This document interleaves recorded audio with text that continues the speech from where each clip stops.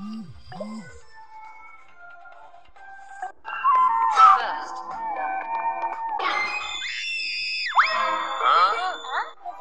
na ako?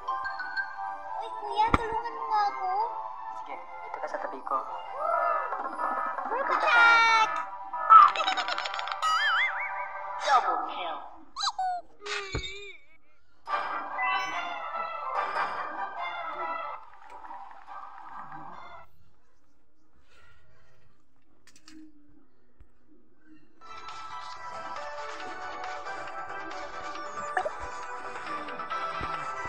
What's up guys? Dito pipili ka kung werewolf ka or civilian. So ayoko pumili kasi gusto ko yung exciting, diba? Ayan, civilian pa nga. Tapos dito guys, napunta ko sa hall. Ayan, nadaanan ko si Hillary. Pinatay. Kaya na-report ko na. Nakita ko si number 9. Siya yung pumatay kay Hillary. Nakita ko siya sa hall. Siya yung killer. Ako ay civilian. Promise. For the love of God. Weird. Diba? Siya yung killer. Pumunta ako sa study room kasi nga nasusunog. Kaya tinanong ko na yung apoy. I still report.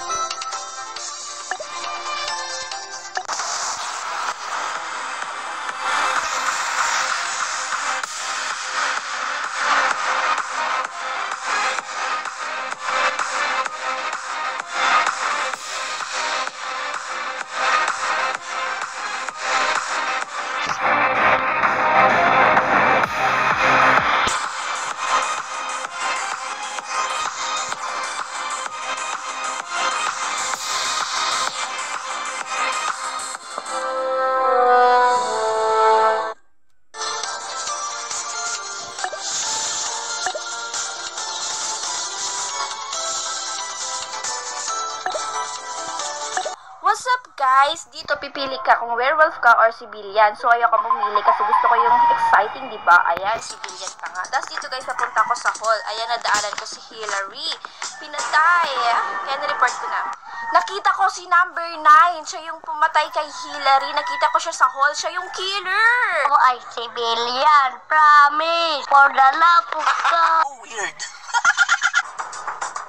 Diba? Siya yung killer. Pumunta ako sa study room kasi nga nasusunog. Kaya tinanong ko na yung apoy. I still report na ni number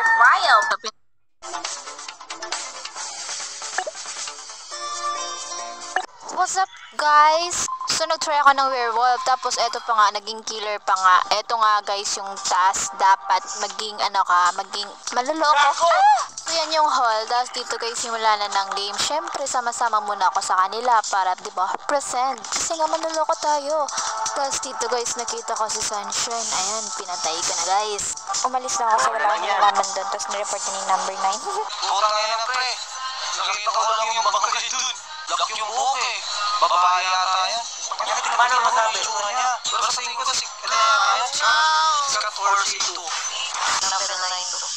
Ikaw Tama, parang